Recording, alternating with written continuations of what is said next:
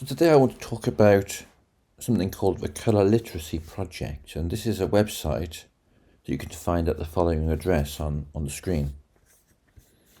So for quite a long time I was really frustrated at things I saw in textbooks and things that people seem to take for granted in the area of colour that I thought were not true.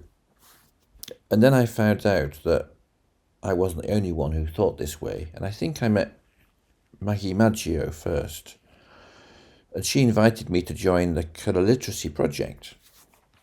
And as part of that project, we've been meeting about once a month online, because all the members of the project are all over the world for, I'm not sure how long for, but I think it started before COVID.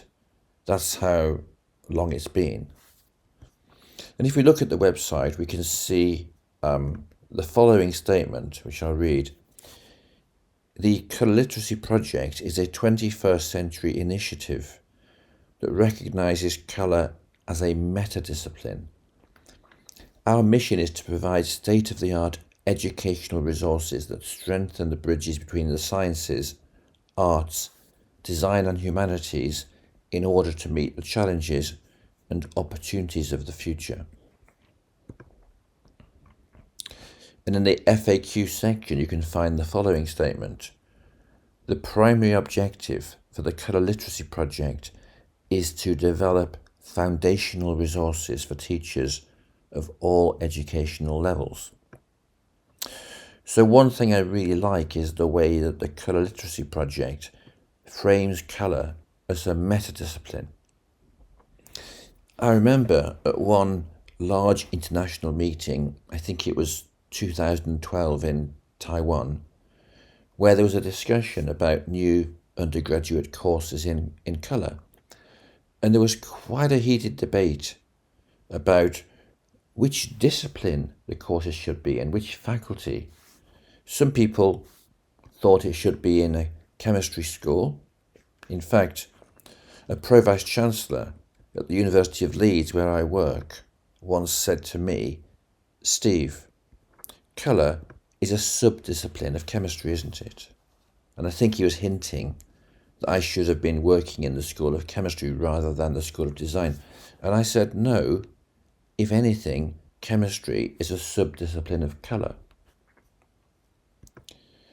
Because other people think that colour should be taught in physics or in philosophy or from the perspective of art. Or maybe it should be taught in the social sciences.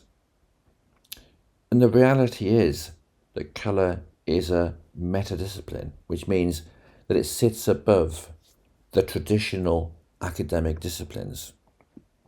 The analogy that I like to give is that colour is like a diamond with different facets. And that to understand colour, you need to understand something about chemistry and physics for sure.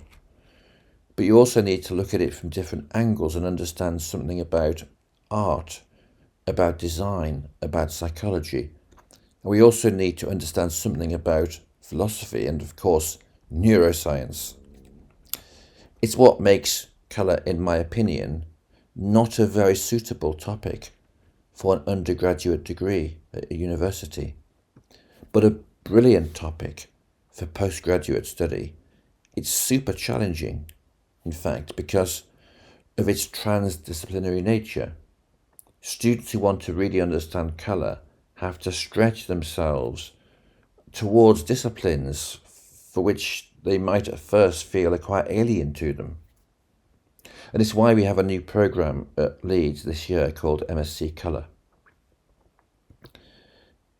My own personal view about colour literacy is that the reason we need a new approach is to how we teach colour is that in addition for the need for a transdisciplinary approach, much of what is taught is disconnected from practice.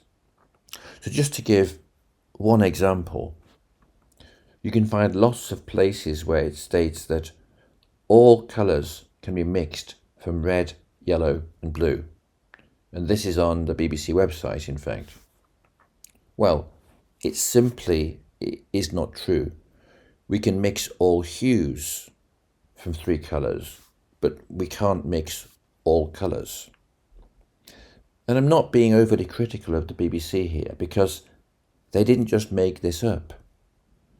All of these statements you can see, such as we can make all colours from red, yellow and blue, and that red, yellow and blue cannot be made by mixing other colours together, are patently not true. But this BBC website is actually revision notes for children, because these false statements are actually in the official syllabus for National 5 levels in Scotland. These are the exams children take at age 16.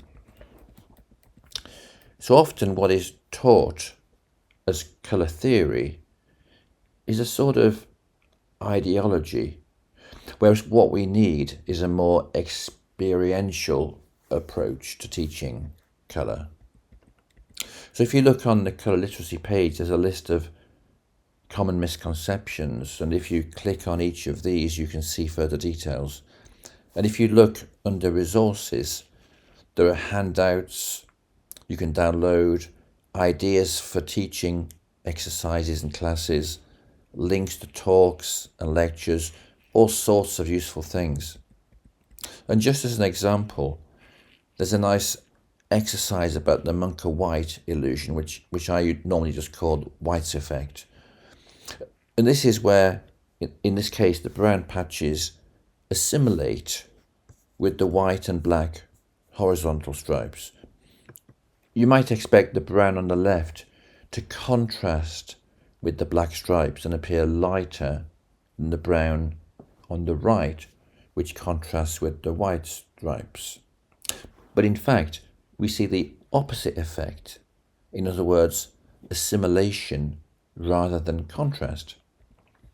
And on this page, there's all the information you need to construct a really good exercise that teaches people that colour is contextual, and it'd be a perfect exercise to run in a school or even a university class.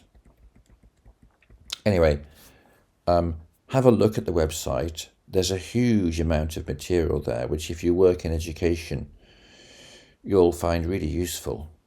And if you're just curious about colour, I think you'll probably love it. Bye for now.